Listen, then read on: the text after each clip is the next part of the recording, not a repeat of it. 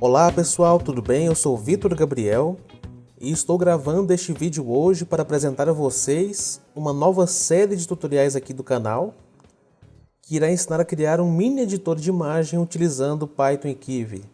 Para quem não sabe, esse mini editor de imagem faz parte de uma série de desafios propostos no grupo de WhatsApp de Python e Kivy, que inclusive estou deixando o link na descrição se você quiser participar.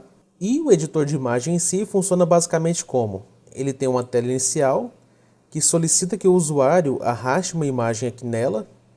Então, inclusive, eu vou arrastar um outro tipo de arquivo, um arquivo de texto para testar.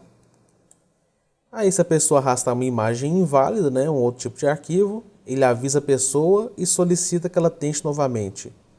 Agora, se ela arrastar uma imagem, o programa carrega a imagem e redireciona a pessoa para uma tela de edição. A tela basicamente é constituída por 3 opções de edição.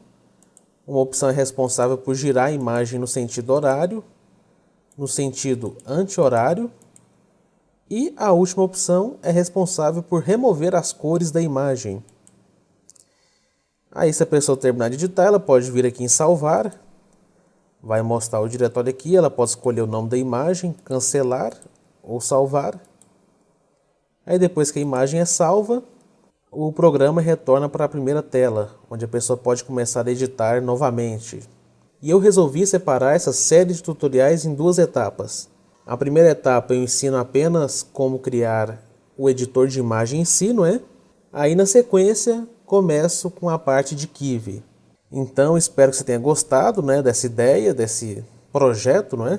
Se inscreva no canal, marque o sininho e até breve.